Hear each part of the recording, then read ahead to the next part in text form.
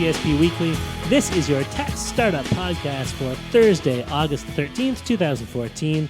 Today we are once again recording at the Velocity Foundry. We are in the, what room is this? The ice something room? Yeah, this is Icebox. The Icebox. We're in the Icebox. Freezing. Doesn't feel that cold, actually, to me. But I am wearing a sweater. That's true. In Canada. It's supposed to be like 30 degrees Supposed Celsius. to be. What is it, though? I have no idea. Yeah, it doesn't Sunny. feel like 30 yet. Fair enough. Let's do some introductions. My name is Darren Conley. I'm a local tech entrepreneur here in Kitchener-Waterloo. Joining me, as always, is my wonderful co-host, fellow tech entrepreneur Stephen Campbell. How you doing today? I'm sweatered. Yeah. As we well sweatered. well sweatered. Excellent. I'm really excited about the Ambient Intelligence Conference coming up. Yeah, aren't we doing some recording at that I thing, think so. like And that's, next week? Yep. So that's August 20th. Mm-hmm. And that's at the Tannery Event Center. Yep. So we're going to be talking about the Internet of Things. Yep. Exciting stuff. Yep. And great news, Startup Guelph, August 28th through the 30th. That's happening, and TSP Weekly is going to be there. Yes, we're with bringing on a special guest a special host. mystery / Amaris, not so mystery guest host. So we're really excited about that. Yeah, That'll for be those awesome. who remember, we interviewed Amaris. I can't remember her last name off the top of my head, but we interviewed her Gerson. for Hacker's Nest. Is that what it is? Yep. A few episodes back. And because I can't be there for the whole event, she's going to, and because it would be nice to have kind of some female contribution on the hosting side, we're going to have her step in and cover some of the hosting duties for that event, which will be great. Yeah, that was back in June, early June. It was episode 51 that we talked to Amaris. Wow. 10 for Hacker episodes Nest. ago. It doesn't seem that long ago. Yeah. And here we are in episode 61. And today, joining us on episode 61 of the Tech Startup Podcast, we have Mr. Bryan Fedorak. Did I pronounce that right, Brian? That's exactly right. Perfect. Awesome. He is joining us from Bartesian. That one, not so much. Okay. All right. Bartesian. Bartesian. It's like Of course. artesian or Cartesian, but yeah. with a B in the front. Gotcha. Bartesian. You know, usually I ask people before we start recording how you pronounce their name. I never asked about how to pronounce the startup name. But It's very awesome. Panera Breadish to me. You think so? Yeah. Bartesian? Yeah. Yes. Yeah, for some reason. Bartesian. Yeah, Have I sort got of it? Okay. artisanal Got it now. breads and stuff like that. is what- Right. So Bryan is one of the co-founders of Bartesian, as well as the kind of CEO, you said? That's Yeah? right. So, my co-founder, Jason, is a little bit more the CTO. I'm a little bit more the CEO, but, we don't define our roles by those titles. Right. So we're both just the co-founder. Gotcha. And how many other people do you have on your team besides the two of you? Right now, we got one full-time employee and a couple other people helping us. Okay. I would say part-time. So Okay. Yeah. So one full-time employee who's getting paid. Are the other people getting paid too? no, they're more advisors or contract workers. Gotcha. Yeah. Gotcha. So what the heck are you guys doing? Yeah, tell us about Bartesian. Okay. There's a team and one guy's getting paid. And Yeah. So our product is pretty simple, pretty fun. It's think of a Keurig coffee machine, the single serve coffee machine. But instead of making coffee, we're going to make you an alcoholic cocktail. Excellent. So it's it's a fun product. Yeah. So I would stick in a little puck the same way that I would with my Keurig, Yep. and next press a button, I guess, and next thing you know, I've got a what? What sort of drinks are you? Give us some examples. what would you like, Darren? Well, I don't know. I've Finish our story. What did you push the button and you get a... I've never found like the perfect mixed drink that I'd like to order over and over. so but you're still fishing. You're still- I've sampled like the White Russian because I'm a big fan of the Big Lebowski. Right. And I thought you were going to say vodka, but go ahead. and I had a Harvey Wallbanger one time because I heard the guy talked about drinking one in Mystery Men, if you guys know that movie. Yep. But and I've tried the odd margarita and daiquiri and this and that, but I haven't landed on a favorite drink. I think I've been waiting for some sort of device that can help make you. me a drink on command Through your so that thought process. then I can just spend an afternoon sampling all kinds of options. So So do you get to push the Zeitgeist button, or is it an actual, like, I want a rum and Coke? It's just like the Keurig or Tassimo. If you choose the cappuccino capsule for those machines, you get a cappuccino. This is the same thing. So if you want a Cosmopolitan, you put the Cosmopolitan capsule in, and then you get a Cosmopolitan. Right. Wow. So the types of drinks you're getting are like the ones you talked about. But what about like fancier cocktails? variations on existing drinks? Like if I wanted to have like a muddled old-fashioned? yeah, I don't, I'm the worst person to come up with examples for this because I'm such a a rare drinker. Steven, you worked I worked in the restaurant industry for years. I'm not much of a Yeah. drinker either, but But do you know the names of the fancy ones? Sure, some of them. So if I want like a Dirty Tom Collins or a Sex on the Beach with something, I don't know. With a splash of olive juice in it.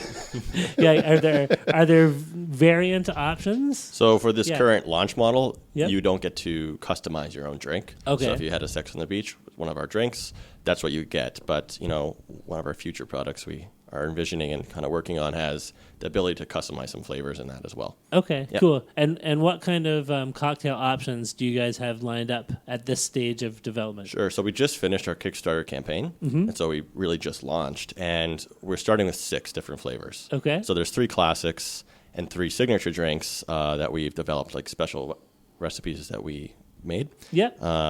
So I can go through those. So we got the 3 classics are a Cosmopolitan, a Sex on the Beach, and a Margarita. Okay. Yeah, Awesome. and then our 3 signature drinks, they're called, one's a Bartesian Breeze, which is kind of like a strawberry coconut summery drink. Okay. There's a Zest Martini, which is, it's a really unique flavor. It's hard to describe. And that's the one Darren's enjoying right now.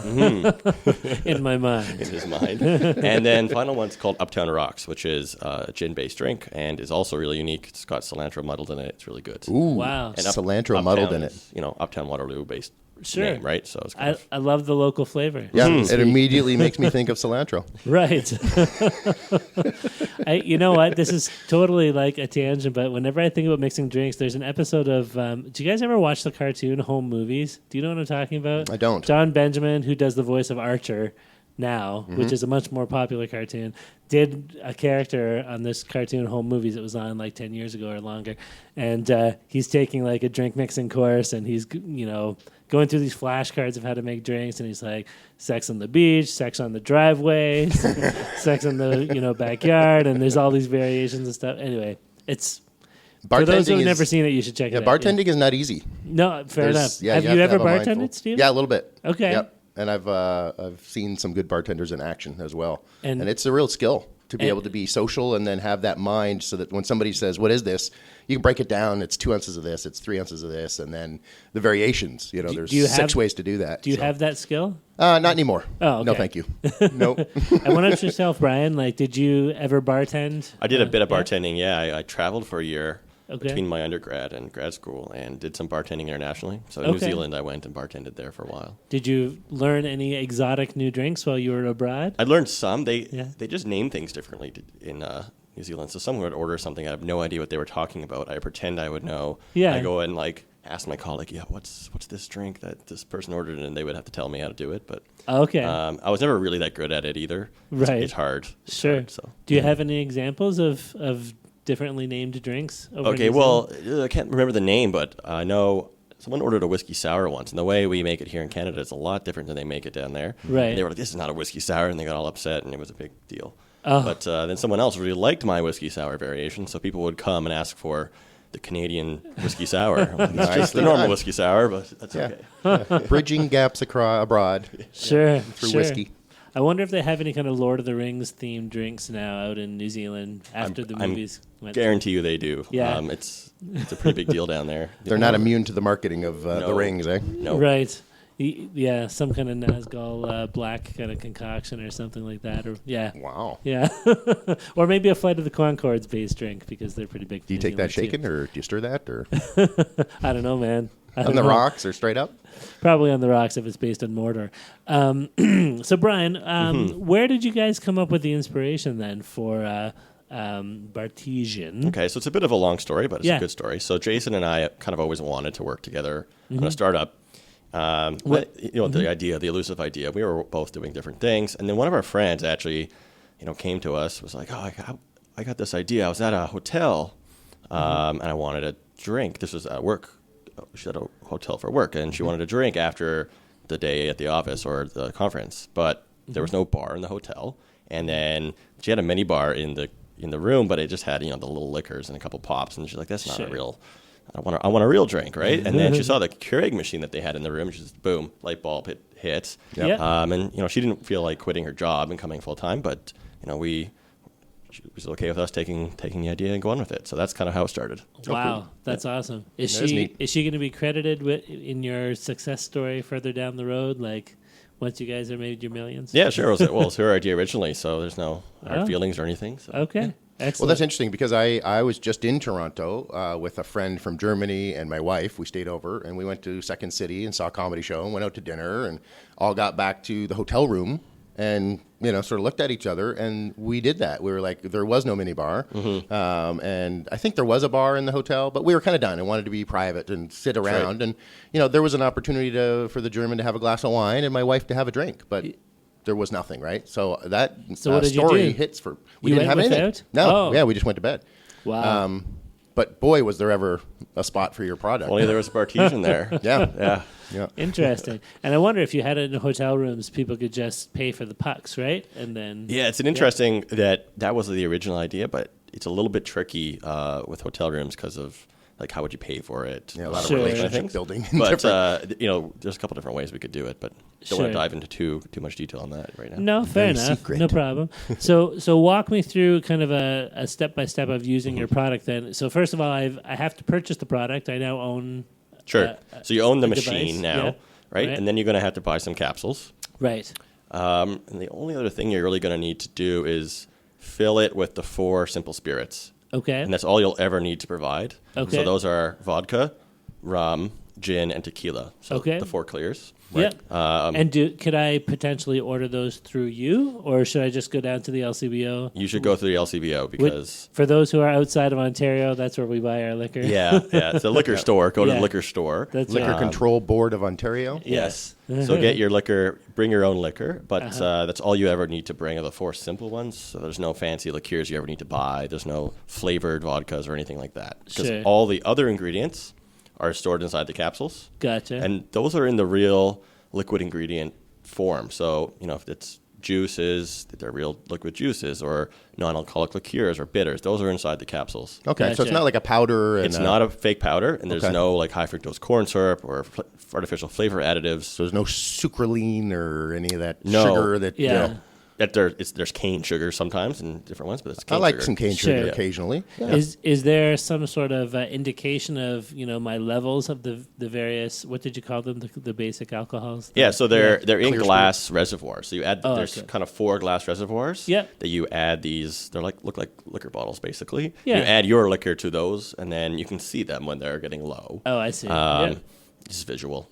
Sure. And once you fill up your machine with those 4 liquors, you insert your capsule of choice, and then the machine identifies which capsule you put in. Yep. And then it will know, okay, I need to make this one with tequila if it's a margarita. Sure. And it knows how to make the drink, so it makes each one a little bit differently. And And also, you get to select your strength or how much booze goes in the drink. So Okay. anywhere from mocktail, Right. which is no alcohol, Yep. all the way up to a double shot or 3 ounces, Sure. which is a lot of booze, but it's a fun if you're out looking for a really fun time. Oh, that's Yeah, really sure. cool. So then you've captured another market then if you can go non-alcoholic with That's right. still like a virgin Bloody Mary or a virgin, pina Absolutely. colada or Right. some of those Sure. traditional virgin drinks that I used to see in the restaurant all the time. So Yeah. that's awesome. Yeah, it's hard to get those outside of a bar, right? So, Right. Someone doesn't want to drink that night, but they can still be Those part are- of the Yeah. fun with everyone else. At Yeah, the those are party, kind of right? frozen drinks. It might be a little more difficult, second iteration. And you can also, because you're able to let the customer decide, do I want to have a Bartesian or do I want to have a higher end, right? Like you can choose what level of spirit to put into it. That's right. I mean, obviously, you put better booze in, your drink's going to taste better, but that's Yeah. a cost thing, so it's up to you. Right. Sure. So when Darren was talking about a little bit earlier, like if I want to muddle it, or if I want to put an olive in, or if I want to tweak my recipe a bit, you do have the ability to do that already with the liquor you put in. That's so if right, you for like sure. Jack Daniels, or if you like, Captain Morgan better than Bacardi, then Yeah. go nuts. So you do have your drink, right? So that's cool. Sure. That is very cool. That's a lot of You don't have to add any water customizability. to the device? Oh, yes, we kind of forget that part. There is also a water tank. Okay. Yeah. So Okay. Fair there's enough. 5 tanks then. Okay, gotcha. and let's say I stick something in and I select like a vodka-based drink, but I just happen to be very low on vodka. Does the machine let me know like there's not enough vodka for your, preferred mix? That's something we're working on, and Okay. can't tell you too much more about that. No problem. Sorry. Cool. And I'm seeing so, like a hologram appear, like a Jeeves that comes out. I'm sorry, sir, but we're a bit low on vodka. That's right. Would you like some tequila in that instead? Might I suggest this other? yes. Do you Okay, and I'm guessing you supply your own glass, your own cocktail. That's right. So the machine also tells you what glass to insert. So when you put your capsule in, if you put a Cosmo capsule in, it's going to say, well, use a martini glass. Or the machine also comes with a shaker. You don't have to use it, but you can still use the shaker cup to shake your drink up. Okay. So it'll tell you to use that too. Gotcha. And that way, some people don't really know what glassware goes with which drink, and this kind of helps you with that. Gotcha. And that's important when you're drinking it because of the different flavors and the different styles, if it's bubbly or frozen or what kind of wine even. They have different wine glasses. It's funny when we talk about... in the past, when we've talked about software, I remember chatting with Wes Worsfold, one of our very, very early guests that we had when we started this podcast. And something he told me that I'll never forget is whenever you're designing your user interface, you have to think in your mind the user is always drunk. Right. Especially for mobile, right? That's right. So keep it, make it so simple that if they're completely, blasted, that they can still operate your app. So I would assume for something like Bartesian, that's an even greater concern. To the next level. Quite literally, that it is designed to be drunk proof. Right. It is literally designed for that. Exactly. Okay. So if we're driving around Kitchener and it's 1 a.m. and we see you guys in a parking lot, you're just user testing. That's right. Because it's We are stumbling around in the dark. We're doing the UX interface that day. And we just had to get, one of us had to get drunk to do it. So, Oh, the labors of entrepreneurship. Yeah, I guess for doing user testing, it's you can only test so many times with the same group before you gotta switch them out. That's true. Yeah, very interesting. Listen, guys, let's take a quick break and throw in our sponsor spot here. We continue to be sponsored by Igloo Software, and we're happy to have them as sponsors of the Tech Startup Podcast. So take a listen to this. It tells you a little bit about what Igloo does, what their platform is all about. It's an intranet platform, and apparently it's really, really great. So take a listen. When you use our product, you should be able to use it right away. Igloo is kind of like a big box of Lego. If you know how to use it, you can turn it into anything you want. You don't have to have a giant crew to work with Igloo. You can just turn it on and it just works. The good thing about Igloo is that it's not forcing you to learn how to use the platform. The platform learns how to be used by you. I mean, my life could be drowning in paperwork, but instead I have one platform to keep my life organized. Igloo, an intranet you'll actually like. I think that is really, really great. Really, really great. How many greats did I put in there? Oh, I put in extra reallys, not greats. One grade is enough, I think. That's true. Yeah. That's true. So thanks, Igloo. Yes, thank you very much. And for the rest of us, here we are still talking with Mr. Bryan Fedorak. Outside of the Igloo. Right, from Bartesian. Where the sun is shining, although I am still wearing a sweater. Well, we are in the Icebox. The Icebox? Is that what this place is called? This room. This room. This meeting room. The one next to us is, I think, Furnace. The Furnace room. Yeah, that's right. Fire and Ice. It's like, foundry thing, right? Yeah. Of course. It's all about founding stuff out here. So how did you guys meet? Was this a University of Waterloo collision, or? That's right. So Jason and I were old friends in undergrad. We both went to we're in the same mechanical engineering class. Cool. Yeah, so you took your idea and you entered. So this idea came after university. Okay. Jason went off and worked in product design for almost 2 years, and I traveled for a year bartending, and then I also did my MBA at Laurier. Oh, cool. And Sweet. So Golden Hawk. So I'm kind of both. Nice. Which is sometimes weird. Don't know which team to cheer for. It gets a little odd. Just whoever's winning, bro. Based off who's around me at the time, I guess. But anyway, and then, so it's after that program, this kind of all came together at once. And cool. Were you both kind of finished school and stared at each other and said, we got to build something now? Or yeah, so I finished school and I needed to, I was looking, the last term of my MBA, I was looking to do a business, and this kind of opportunity came up, right? And then I talked to Jason about it, and he seemed really intrigued. We worked on it for a while, part-time while I was still in school. He was still working at his job. Yeah. And then I finished school. This was in August last year. Yeah. I was like, okay, so I'm going to be done school soon. Should we go full-time with this? And we kind of had that discussion. It was like, and then we talked about it, decided, time is right. So Jason quit his job, and then 3 weeks later we were here in the foundry. Is that one of the scariest things that you've done so far? Well, I didn't have to quit my job. I just didn't have to get a job. So right. It wasn't really that much. So that's nice, yeah. Yeah, but Jason actually had to quit his really good job. So I'm sure that was somewhat nervous. Sure. But it sounds like you guys are well educated enough that should Bartesian not we wish you all the success, of course, but should it not go as successfully as you hope or get an early buyout, then hopefully there's other options available. Oh, yeah. Like, worst road, case, right? we'll be fine, but Yeah. that's not going to happen. So. No, of Yeah, course like he's set up perfectly because the worst case, he can just get drunk with his machine for a while. That's But right. there's nothing like motivating you to do well with the threat of a job, having to get a job hanging over you, right? So that's work kind of hard. worst case and best case, right? Yeah. Things go down the tubes, we'll just drink ourselves silly. We have product. We get a huge multi-million-dollar buyout, we'll drink ourselves silly. There you go. Yeah, the flow chart goes through the same decision node every time. Yes, Yeah. that's true. So tell us a little bit about what's happened then since you decided to do this as a full-time thing. You said it was last August of last year, so it's been exactly a year now since you've come into the Velocity Foundry. What has happened, or walk us through kind of like last year to this? Okay, so we spent the fall primarily doing customer discovery. Sure. So we tried to talk to as many potential customers as we could. We're really trying to follow the lean startup methodology. Sure. We were also are in Laurier's version of Velocity, which is Launchpad. Right. So they're really guiding us through the lean startup methodology. And you can kind of have a foot in both camps, like So that's awesome. Sure. Of course, you guys can be in both, so it's great. Yeah. So we did a lot of customer discovery, talked to over 200 people, really learned what the real problems were, and we developed a solution around that.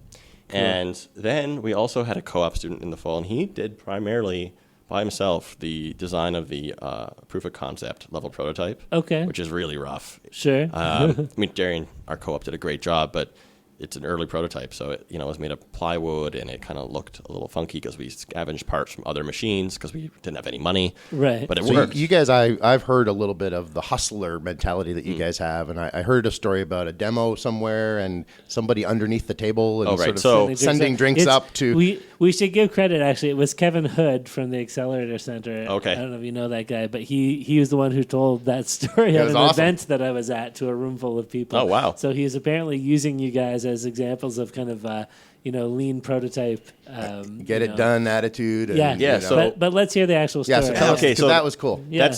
That's a little different than our first proof of concept prototype. This was our MVP. Oh, okay. So we used it during customer testing. It was a coffee machine that we retrofitted. Okay. Meaning we pulled out the pump, and we basically, people would come up to this MVP machine, and then we would make them choose which drink they wanted, and then they would insert the capsule, which was empty, into it, and then we would kind of like see what they chose. Then there was a tube that came out the back of the machine, and we would put that in the drink that was already made of their choice, and then we just turn on the pump. And they would pump for them. Yeah. Gotcha. So you had like so many pre-made drinks already kind of under the table. Yeah. Within access of the tube. Yeah, exactly. And then pump it up to them. That's awesome. It's so Flintstones-ish to me, like the dinosaur that runs on the treadmill that runs the dishwasher. Yeah, sure. I love it. And that allowed us to really quickly iterate different variations of the machine and hear what people thought about it. So it was pretty helpful. What were people's reactions to that MVP when they were? They really liked it. It kind of didn't work all that well. It got foamed a lot. So people were like, God, why is the drink so foamy? And we're like, that's just the crappy machine. Sorry. But, we learned kind of what booze people wanted with it, what type of functionality they liked, what user interface we should kind of have. So, it was easier to test price points with people because there was something physical that they could like interact with versus just thinking about it. Sure. So it got us a lot of data. Sure. And this is kind of my favorite story about this whole thing because Jason and I both knew it was fake. Everyone else did too. You could kind of tell that we weren't really doing it. Like they knew. Yeah. But so I'm like, okay, Jason, go up there. You try it now. You order a drink. He's like, no, man, I know it's fake. Like, just go do it. Yeah. And he did it. And he's like, wow, this is awesome. The machine just made me a drink. And he's like, he got tricked by it. I'm like, okay, that's stupid. I'm going to go try this now. And I went up there, and it was pretty cool to see the machine pouring you an alcoholic drink. Even though I knew it wasn't real, it just was like, wow, I kind of got tinglies. You're like, oh, this is cool. This is awesome. And that's funny. Even though you know that Oz is behind the curtain, you still get taken in by the magic, right? Yeah, exactly. That's kind of cool. That's awesome. So, geez, I had a thought right on the edge of my brain, and it's slipped away from me as you were telling that story. That's a good story. Let's finish kind of going through that timeline. So, okay, sure. So your prototype you got last fall, kind of put together with your intern that was working with you. Your MVP followed that. It was there in parallel. So Jason and I were using the MVP to test with customers, and Darren was kind of designing the first proof of concept with our guidance, but he did most of the real design work. Sure. And we took that proof of concept prototype design and we used it to apply for an accelerator program, which several other foundry companies here have gone to. It's called Hackcelerator. Okay. That's in China, in Shenzhen. Oh, yes. So we applied after the deadline because another foundry team who had gone had like recommended us and told us we should apply, and we kind of thought about it. And we're like, okay, let's go for it. So we did the application and the application video in like one day, which is nowhere near enough time, but we did. Yeah. Threw it together. It sucks, but we did it. And then, 2 days later, we had like 2 or 3 interviews done, and we were in by Monday. Wow. This was a Friday when we first applied. So it went by really quick. We're like, okay, we're going to Shenzhen. And did you go to Shenzhen? Yeah, and then so we had Christmas time a little bit, did some getting ready for Shenzhen activities. Was that push-ups, or is that let's focus more on learning core? Eating Western food is a good one. And Stuffing your face with powdered donuts? But it was a lot of, I can't remember the specific activities, but basically getting our like product and customer discovery efforts closed up and ready to go, so that when we were there, we could just design. Sure. So we went to Shenzhen, Yeah. middle of January. Common mistake. Did you learn any Mandarin before you went? Oh, before? No really? time for that. No. Okay. Did you I learn think any? on the plane ride, I listened to a podcast on Mandarin. That was the cool. extent of my Mandarin when I landed. And so you knew a little bit when you got there? I knew like ni hao. Yeah. That's it. That's all. And it's probably still all I really know. It's a really hard language. I think I know more than you, and I haven't even been to Shenzhen. Well, I tried to give it an honest effort, but it's like 3 o'clock in the morning when you're going home to sleep, and you're like, I am way too tired and like beat up to try to learn a complicated language. That's true.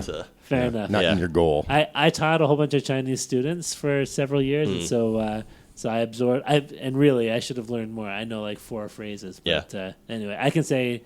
Hi, I'm a local entrepreneur from the Waterloo region. I can't say that. I can say, 我叫 Darren. My name is Darren. Yeah. And I can say, 谢谢, which is like, thank you. Thank you. And I used to be able to say goodbye, which I cannot remember. I don't remember either. Off the top of my head at all. But anyway, cool. Yeah. All right. So, you're in China. Okay, so we're in China. We took our new co-op student with us. Oh, This is also awesome. kind of a funny story. That's got to be one of the best co-ops ever. Yeah, so we hired him. He's a mechanical engineering undergrad. Yeah. His name is Michael, super awesome guy. And Shout out to Michael. Shout out What's to up? Michael Phillips. And we hired him on like a Tuesday or something like that. And then like on Wednesday...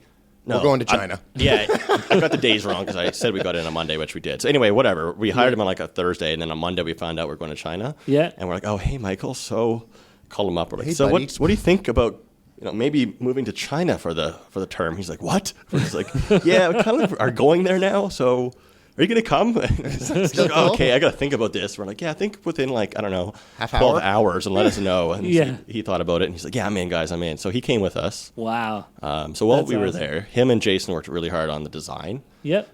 They went through 3 prototypes, like evolutions. So they built 1, 2, 3 more prototypes. Okay.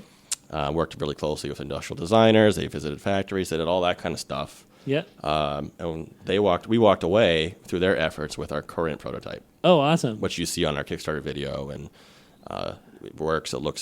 It's a looks like prototype. It's Yeah, interesting to me that you're designing the product for the North American market, I assume. Yeah. But then you go to somewhere where the people that are supporting you to do your MVP are not your market at all. That's kind of weird, a little bit. I guess you have to. Like, But it's they- production, and China's, Yeah. that's the goal there, right? But I would guess they're building so many things in China for North America. I mean, They have what they're that market talking in their about. mind anyway, Yeah. right? The people at Hackcelerator who are running it also know and are either European or North American. Right. Sure. So they know like all that kind of stuff, but Yeah. you interface with local Chinese manufacturers and stuff for the design, but you're guiding what it is, and they're just helping you build it. Sure. Right. So Did So there's you- just following specs as opposed to why, and high-level thinking about the marketing. And right. So Yeah. the design is all done we are by doing that, you and the people at and your Accelerator supporters. and our mentors are Yeah. doing that. Interesting. Gotcha. Yeah. What did you learn about industrial design while you guys were out there? I mean, I've met several startups now that are like, yeah, we spent some time in China, Yep.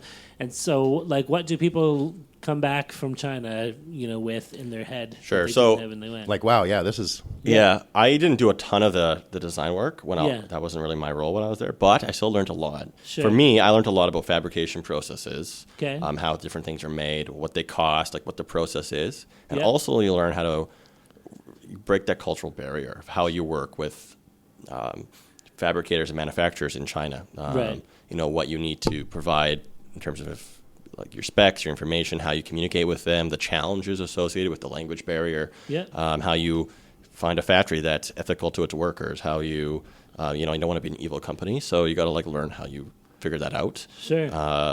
And just the working environment there. Yeah. How not to be evil. That's good knowledge to come back with. I mean, the rule of thumb that we kind of got taught was you have to be comfortable taking your customer through their factory. Right. So if you felt bad bringing your customer through that factory, then it's got to flag that you should probably not be in business with that manufacturer. And also, you go to the bathroom, the worker's bathroom, not the executive bathroom. Yeah. And you look if there's any dead people. Well, I think that's a pretty good sign. There's a tip-off. If there's blood on the floor, scribbling on the walls on the stalls, like writing. Right. Even though you can't read it, that's typically like bad things are being written on the walls. There could be some great pros in there. It could be like, oh, I love my boss so much, I'm gonna vandalize the bathroom because of that. So. You never know, right? I was thinking more haikus and Sure, poetry. Interesting. Yeah, I'd that never is really thought cool. like go into the workers' bathroom and see what's on the walls. Yeah, right? because like when you're sitting here in the ivory tower, that is the TSP Weekly podcast, and you think, okay, going to China, you're thinking, well, how do I manufacture? And I'm so focused on myself, and you don't think like that. And boy, that's really getting outside of the box. That you have to not only find these people, develop those relationships, but make sure that their bathrooms are clean. Yeah, because go into it's a important, stall. and it is like that. That absolutely makes sense. But geez. Wow. That's a lot. Yeah. I bet there was a lot of sort of epiphanies like that where you're like, excuse me, I have to now go into the factory's bathroom to Oh, okay. There's a lot of stuff you never thought that you would think that you'd have to do. And you're like, oh, yeah, guess that's really important. We got to think about these long-term things where people are going to like look at us from an ethical standpoint. That's awesome. Sure. Was there ever a point where you were in China where you looked around and thought, I never imagined I would be here in this spot, seeing this or doing this right now, 6 months ago? Yeah, lots of times. One was Shenzhen's a really cool city. It's a new city, right? I think 1979 it was nothing. There was like a village there. Hong Kong was next door, but Shenzhen did not exist, basically. Sure. And now, like, it's a crazy huge city. I remember we went the one kind of weekend we took off, or one day, we went to... It's called Minsk World, and Minsk is an old Soviet aircraft carrier that they've converted into like an amusement park museum in Shenzhen. Wow! And it's kind of really random, and you're like on this Russian aircraft carrier from the I was going to say Civil War. I mean Cold War. And it was really kind of weird. That was really fun.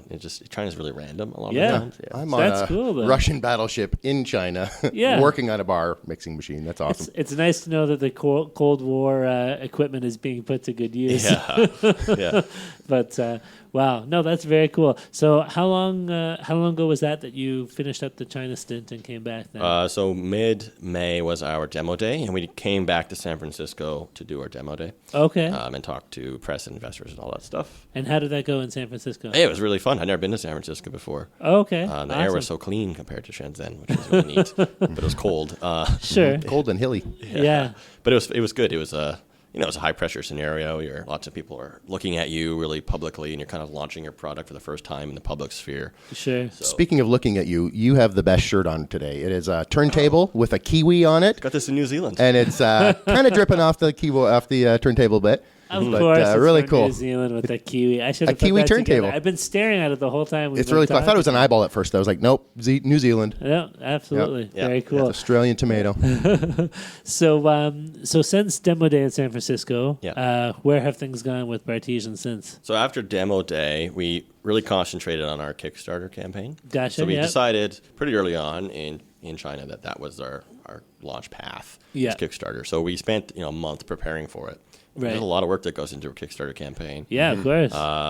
So creating the video and getting the page set up, all the copy, the pictures. It was the incremental prizes that you're you have to rewards. It's actually a lot of work. So anyway, we spent about a month preparing for it. Okay. And then we launched that, and there's a month working on it. Sure. And once it's launched, you got to answer all the comments, and there's numerous comments. I was doing a lot of press stuff, so I was talking to various press outlets. Sure. Did tons of interviews. Went to San Francisco. Went to New York City twice to meet press in person, and was on TV a couple times, which was kind of weird. Wow. So you're an expert at talking on things like this. Yeah, then, but I've right? learned a little bit about it, maybe. So Yep. Sure. CEO and master of media relations. yeah, it's Wow. interesting. Yeah. So what was your goal for the Kickstarter campaign? What were you guys trying to raise?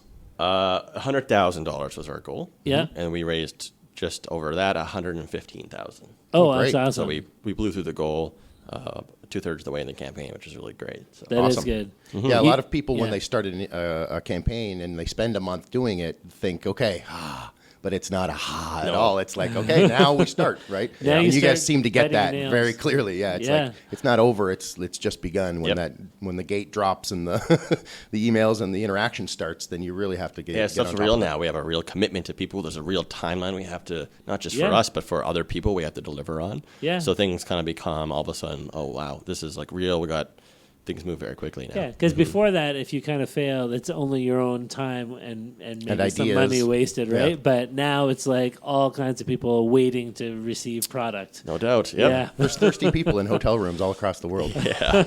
or in their own homes even. That's yeah. true. Wow. So you hit your Kickstarter goal. That's awesome.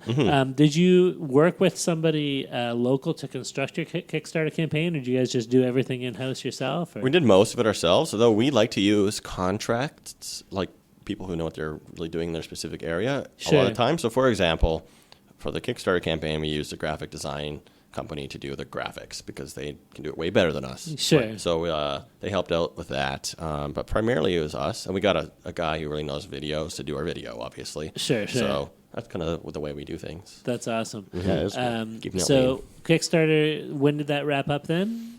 July 16th. Okay. Yep. So about Yesterday, a month almost. ago. About almost exactly a month ago, I think. So Yeah. Wow. And what have you been doing in this month since then? So since then, it's been a lot of like, okay, taking account of where we're at, sleeping for a while. Yeah. Everyone kind of just took a couple weeks off each in different times, and we're kind of just about to come back next week and go full speed ahead again. Gotcha. But there was a lot of, Recircling the like, wagons. And, yeah, we had like, I don't know, like tons of receipts that were just sitting everywhere on our desk that we had to like organize, and we had to do some accounting work. We had to look at our bank account. You got to do a lot of like the admin, like cleaning up. Sure. And then now we're just going back full speed ahead. Now you said Jason was away, your This week. co-founder. Is he away on business or? No, this is like a personal time off. 'Cause, Oh, okay, Jason hadn't taken time off in over a year and a half, Okay. including Christmas, and take any days off. Wow. So he quit his job on a Friday, Yeah. and then went to here full time on Monday. Like didn't even take Wow. any time off between work, didn't take Christmas. Like so, it's burnout is a so he's serious at Disney concern. World, right? Gotcha. Yeah, he might just be Doing sleeping something for relaxing. 20 hours a day. Sure. Sure. Sleeping through Disney World, right? I actually don't know where he is. We just just for his Crazy. protection. yeah. No, that's awesome. That's very cool. So if you see Jason, please call us and just let us know he's If he awake. doesn't show up on Monday, then that's a concern. Yeah. There could be some issues. I had a question about competition. So I have seen over this past year a few other players kind of dip their toes into this space, right? No doubt, yeah. I think having the Keurig and the Tassimo out there has sparked a lot of other people with similar ideas. Yeah. So tell us a little bit about the competition and about how you guys kind of size up compared to Sure. those other guys. So another Kickstarter campaign launched, I think it was late November, Okay. but around that time, right as we were about to go to Hackcelerator. Yep. And when we actually saw that as a good thing, it's like when they were funded, because it's a Yeah. validation of the market. So it's Sure. kind of like a pre-validation. Okay, like there's a legit market there. Yep. Yeah. Their product is a little bit different than ours in that you still have to provide all the ingredients. So Okay. it has 6 Soma pods, they're called, and you still got to put all the juices and the booze in there. So it's kind of, you still need to provide all the ingredients, and then Yeah. it'll just mix them for you. Okay. It's a little bit different of a customer. Target market is a little bit more the gadgety connoisseur versus Okay. us, which is a little bit more of the hostess with the mostest or party person. So it's a little bit different Right. target market. Yeah. Yeah. And we solve a kind of a different problem. Okay. But, they're both appliances to make drinks at home. Sure, Yeah. sure. And are they the only other major kind of competitor on the scene at the moment? There or- is a company called Margaritaville, they're a bigger company. Yeah. I think they're owned by Beam or somebody like large appliance company. I'm not too sure. Okay. But they had something called a Margaritaville mixed drink maker. Okay. And it kind of had the same idea as Soma Bar. You had the 4 reservoirs where you would fill your juices and in one booze, and they would kind of just mix those together in different quantities. Okay. They don't make that anymore, but it did pretty good. They made a ton of money off of it.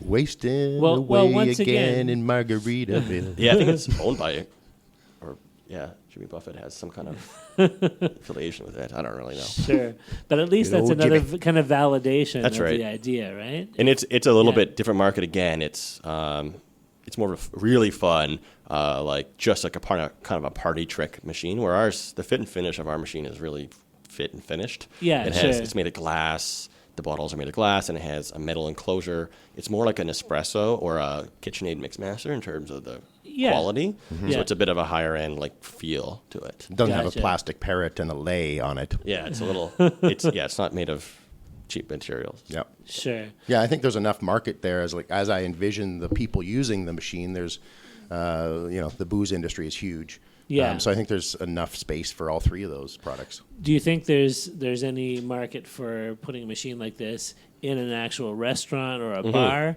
to kind of take the load off of bartenders who are frantically running around, or do you think that there's always going to be this it's more authentic to have a person doing their magic? Yeah. So I think for high volume places like a big bar, you wouldn't want to have a single serve solution. Right.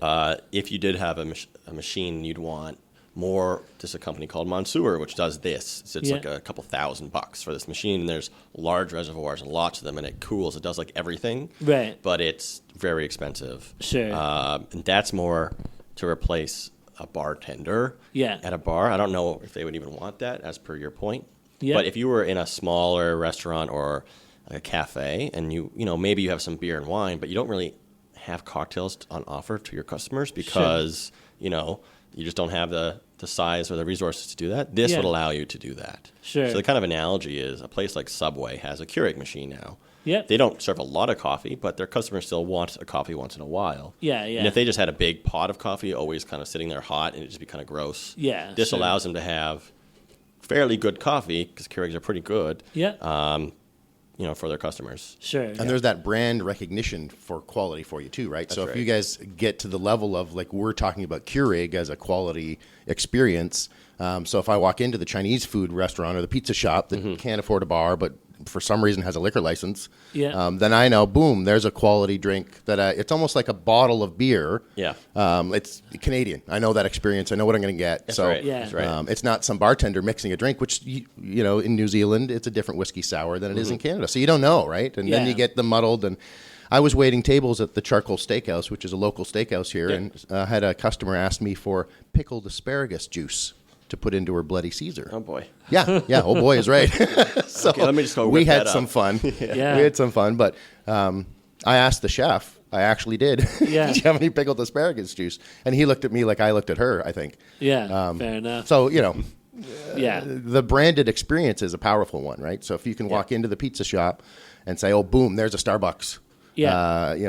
That's right. That's powerful for you guys. I wonder, too, about, not so much in Canada here, but down in the States, there are many places where you can buy alcohol at a variety store or at the grocery store, and I wonder if this is something where somebody could mix a cocktail. You can't, drink it right there in the store necessarily, but maybe it's something that you could put in a bottle to take home with you. Kind of like a Slurpee machine, but right. I never really thought about that. That's taking a brown paper bag to the new level, for sure. Yeah, I suppose so, eh? Yeah, just don't drink it in the store. Just get out, and then whatever you do with it out there is fine. But yeah, I guess there could be. Alcohol, there's different regulations in different places, right? And these are the kind of things I guess you guys will have to deal with. Yeah, you're running into any government regulations as you guys go through your development? Yeah, because we're not selling the alcohol. Yeah. That's provided by the user, the customer. Then we're staying away from that completely. Okay. You're just providing reservoirs. The reservoirs and the capsules are non-alcoholic. Right. Right. So, boom, we don't really have to deal with any of that, and that's kind of why we did that. So. Any That's liability really issues good. that you have to worry about from a legal standpoint? there might as be you, that like the I don't really- intended use kind of stuff? Yeah, there might be that we have to consider, so we're going to have to just make sure we properly think about that in advance before we, get the product out there. Sure. 1-800 Miller Thompson. Yeah. Oh, one thing I really do want to mention, because it's a Keurig model, people lately have been really up in arms about the recyclability or non-recyclability of Keurig cups. Right. We knew from the beginning that we wanted to make ours recyclable. Okay. And they are. So ours are recyclable. Okay. I I always forget to throw that out there. It's just important because we really care about not destroying the world also. Do you guys have any price points set yet for the machine or the pods? Yes, you mentioned like your competitors have a machine that's several $1,000s and very expensive. So I'm assuming yours is below that level. Yeah, so ours was pre-sale right now on our website also. You can buy it for $299. Okay. Yeah. So the price of like a gaming system. Sure. Yeah, it's an old one. Much fun. Oh, are they more expensive now? I don't know. Can you get a PS4 for $300? I have no idea. Yeah, sorry, we're off 400. track. So it's $299. That's good. Yeah. And then the capsules, depending on whether you're part of our subscription model, Right. you'll either be able to buy them $20 for 12 capsules, or about $25 for 12. It's somewhere in that range. So Okay. can't guarantee prices yet, but it's going to be within that range. Like a $1.75 a drink? Yeah, that's kind of like the average we're looking at. Somewhere Yeah, I was around going there. to say on a per drink basis, it's still going to save you a lot from. If you go to a buying bar, something at a bar, right? if you go to a bar and buy a cocktail, it's like $10. Right. But you make it with ours. Well, you got to buy the booze, so it's whatever the booze price is. Yeah. Add the $1.75, so you're well under $10. Yeah. Yep. And Sure. don't forget, tip early and tip often, folks. Yeah, there you go. Bartesian likes tips too. Did you? This is once again a slight tangent, but did you ever see that episode of The Kids in the Hall? Remember that show, The Kids in the Hall? Give me a cup I of was tea. really young, I think, at the time. Yeah, we're older than you, but I'm sure you can find this stuff on YouTube. But there was an episode of Kids in the Hall where they had they had a sketch of this one character who's like girl drink drunk. So like he starts going to all these bars and he like beer and wine and stuff are just not fancy enough for him, or the straight hard liquor. Like he has to have something that's pink with an umbrella and a skewered He fancied it cherry up or something, Yeah. right? And it shows like how his life goes down the tubes and he's going to these places like just trying to get like a daiquiri with a twist, whatever made somewhere. Anyway, this would be a great product for the girl drink drunk. Yeah. Potentially. Go check it out. Awesome. Well, listen, guys, it's about 45 minutes. I think it's a great time to get into our lightning round. We're just going to call it the lightning round, I think, because it sounds so. much better than every other iteration that we've tried to use for describing this. Yeah. We're fair not enough. pivoting. No. Perfect. Let's We keep got with zero customer feedback. It's how all we roll. about zero customer feedback. That's how we roll. So we're going to throw some questions at you, Brian, and see how you do. Sure, let's do it. Yeah. Steven, you want to go first? If you had one full day that you could not work, what would you do? Snowboard. Snowboard. Wow. No Nice. hesitation. Yeah, right at That's it. bam. Yeah, it was Snowboard. It was either I become a snowboard bum or I go and like be a startup founder. So that was kind of the two paths in my life I wanted to pursue. Yeah, that's Wow. that's a hard scale. You sound like you're like straight out of one of those like Mountain Dew commercials between like bartending in New Zealand, snowboarding in your spare time. Yeah. I mean that as a compliment, by the way. Okay, that's good. Yeah. Yeah. That's great. The clear dew, not the purple or the red one. Yes. Yeah. Perfect. My question is, what is your favorite drink?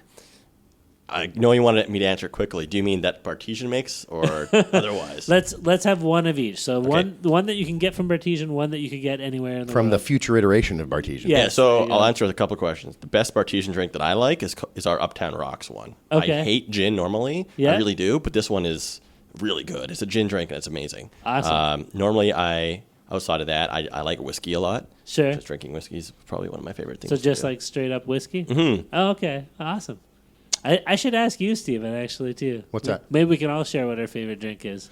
Alcoholic drink. Oh, geez. My favorite drink. I'm a big coffee drinker these days, but if I was going to have an alcoholic drink right now, it would be maybe a mojito. Okay. Something minty and summery and fresh Cool. with a little bit of attitude.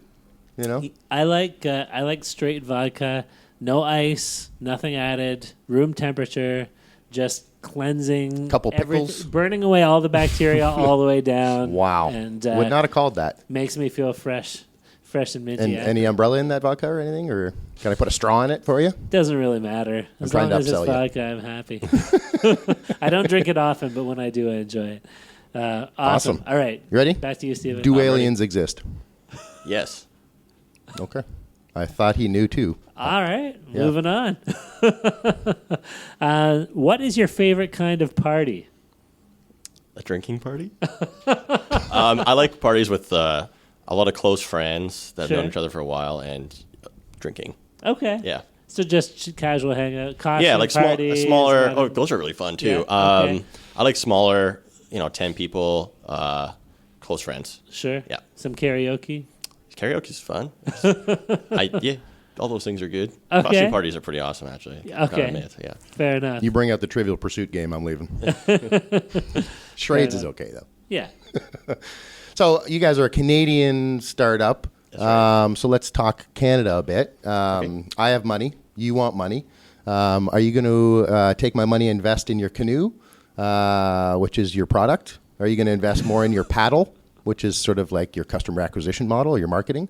Or are you going to invest in a better paddler, which would be better employees? So I'm going to give you some money. How are you going to spend it? That Right. analogy. On a canoe, man. paddler, or a paddle? At this very moment in time, we will scale our team. So you're going paddlers. Yes. You're going better paddlers. Yep. Jeez, you just pulled the analogies out of nowhere. No, they were pulled out of somewhere. That was pre-planned. Wow. Yeah. Crazy. Yeah, I've been muddling that one over for a while. Perfect. I mean, we honestly need probably do a lot of all those things, but Sure. Yeah. the first one we need to do is scale our team. Awesome. Sounds Yeah. good. Fill in the blank. I'm secretly terrified of what? Heights, Really? but it's not secret. Not anymore. Does that affect like the snowboarding potential if you're afraid That's of the heights? weird thing. So I can go talk a lot about this. On a chairlift, I'm fine. Like Yeah. no fear at all, which is really weird. It's Yeah. like cliff edges that get me. Oh, so if right. I get near a cliff edge, Yeah. I'll start freaking out, and I'll just like become a really bad snowboarder all of a sudden. I'll start like Sure. tripping. I up have and no falling, balance. And yeah, all of a sudden I get really bad if I get near a cliff. How are you on the Okay. edge of a Russian battleship? I was okay. That was all right. Yeah, I don't know. Tall apartment buildings or like up the CN Tower? So if I'm by a window, no Yeah. problem. If I'm Yeah. on a balcony with like a ledge, Right. there's no way. Roller coasters? Interesting. Roller coasters are fine. Because you're sort of locked in. You Yeah, feel if I'm like secure strapped enough. in, I have a pilot's license. I like to fly. That's not an issue. Oh, wow. Do you have a pilot's license? Yeah, I got my private pilot's license. Yeah. You're a very odd mix of fear of heights versus I know. Things Heights. you're pursuing. Yeah. I've been bungee Yeah. jumping. I've gone skydiving. Those were terrifying things. Right. But it's like Skydiving, I would assume for someone afraid of heights, that would be an issue. it was. Yeah. Was Bungee jumping was worse okay. because I had to walk up to an edge and jump off of it. Right. Okay. But yeah. And- yeah. And, Skydiving, I had that on my to-do list back when I was like 20, and I never got around to it, actually. We, like, literally, me and my friends talked, okay, this weekend, and then something always came up. But anyway. You're it's still for here the to tell the best. story, which is good. Yeah, that's right. So here's another question for you. My ideal customer is, describe your customer to us. Someone who gets really passionate about the drinks and likes to, offer feedback on the drinks, what new drinks they want. They really like to get involved with the product. And So somebody who's engaged. engage with it and in our community. So you're looking for Tom Cruise from Cocktail? Yeah, Looking for that's that kinda- bartender to that be kinda like, person, yeah. this is the greatest machine. I'm going to evangelize for you guys, and here's some new recipes. Another good analogy is Monica from Friends. She's kind of one of the personas. Yep. Sure. Courtney Cox. Give her a shout. Yeah. Give her a call. It's, Call me. Oh, I love that. are Yep. there celebrity bartenders out there? Like, are there people who, like, you could potentially get to endorse? So Product? we This work. isn't my actual question. We I'm work just with following- one. Yeah. Dee Brunn is a local Canadian cocktail expert. Okay. So she's on various TV shows and stuff like that. And she's an award-winning novel or author. She writes books and stuff like that. And she helped us design our drinks. Oh, that's awesome. She's one of our main advisors, and she's works part-time with us basically. So. And can she, when she goes on these TV shows in the future, give you guys a little plug here and there? I don't actually know what her contract says about that, but hopefully. It'd be great if it was possible, eh? That's neat. What is one of your hidden talents? Oh, I gave mine away, my pilot's license. Oh, dang it. I can also make balloon animals. Oh, awesome. That's a pretty Is big there anything deal. this man can't do? He doesn't have a level 70 World of Warcraft dwarf paladin, though. I heard that. Is that what you have? Well, maybe. Sweet. I can't even claim that. But Hey, that's awesome. what is your biggest obstacle to success moving forward? What's the big thing that you wake up every morning and be like, there's a gorilla, and he's still in the room? Yeah, it's we got to deliver. There's a lot of fixed costs, a lot of steps between us where we are now and delivering with setting up production, scaling the team. We've got the capsule manufacturing to do too. We kind of got two business models going. There's just a lot of work. That's the biggest thing. There's a lot of unknowns in the future, and we've got to move pretty fast. Is that a weird shift for you guys from sort of pitching and selling the dream to having everybody bought in to now, okay, now do it? Yep. So it is definitely a change in course not change in course. It's a change in our activities, our concentrations of effort, and focus. Yeah. So we're really just about to kick that off now. So we'll see how it goes. Awesome. But it's exciting at the same time. Yeah, of course. Yeah. My last question is: give one piece of advice for new startups in 5 words or less. Go. Work really hard. Perfect. 3 words. That works. And our bonus question, of course, that we have to throw in here: toilet paper, fold or scrunch? Toilet paper, fold. Fold? Yeah. Excellent. It's more efficient. Of course. Oh, it's about efficiency at that time. But the funny thing is, I used to be a scruncher, and then I had a party. We were talking about this, and everyone was talking about what they do. I'm like, you guys can fold it? I'm like, I didn't know that was a thing. You were converted from scrunching to folding? That's right. You know I didn't what? know that was possible. I am so happy. This is the best news I've heard. There's hope for the scrunchers. There's a conversion come ratio. to our side. Oh, jeez. Perfect. Darren's a folder, if you can't tell. I am a folder, and I'm proud of it. Brian, I think we've got to wrap up here. But before we do so, if we or our listeners want to track your story and see where you guys are going, where can we find you guys? Give us some online Bartesian.com is our website. Okay, and maybe we should spell it. So that's Bartesian. That's right. So it's like Cartesian. If you guys know math, it's like Cartesian, but with a B at the beginning. Or Artesian, which is a type just of water well thing, the and then add a B to the front of that. Awesome. .com. Yep. That's our website. And you can also go to our Kickstarter campaign, which is closed, but you get a lot of information from that. Sure. So just search us on Kickstarter, on our company name. And you guys on Twitter? Yeah, we're on Twitter, on Facebook, on all those channels. So awesome. Yeah. And we'll throw out some links to those locations so people can find you when we post the podcast. Great. Yep. And one of the new channels that we are adventuring with is Patreon. So stay tuned for more information on how you can support Darren and I and TSP Weekly on Patreon. Coming soon to a podcast near you. Excellent. And we should also mention as well, we have a YouTube channel up as well. Yep. So every episode of the podcast is available for listening on YouTube. You can stare at a still video of our logo while you listen to the podcast. We'll try to get a picture of the Kiwi turntable today for you. Yeah, there we go. That'll be much more fun. We should also say, for those who don't know, we are on iTunes. I've had some people say that they've had a hard time trying to find us on iTunes, but there is a link to our iTunes subscriber page off of the tspweekly.com website. So if you want to subscribe to us on iTunes, you can do it through that too. But anyway, let's throw out some thank yous here. So first of all, of course, special thanks to our guest, Bryan Fedorak from Bartesian, for coming on our show. Thanks, man. Yeah, thanks guys. It was fun. Awesome having you. No problem. We want to throw out a big thanks to the Velocity Foundry for letting us sit here in the icebox today and record. Always a joy to be here at the Foundry. And thanks to you, our listeners, for joining us on another episode of TSP Weekly. Please feel free. Man, I'm stumbling over my words today. Please feel free to send us your comments, your questions, your criticisms, your feedback. Our email address is feedback@tspweekly.com, or you can send us a message on Twitter. Our Twitter handle is @TSPWeekly. So for myself, Darren Conley, my co-host, Stephen Campbell, and our guest, Bryan Fedorak from Bartesian, thank you so much for joining us today, and we'll see you all next week. Have a great one.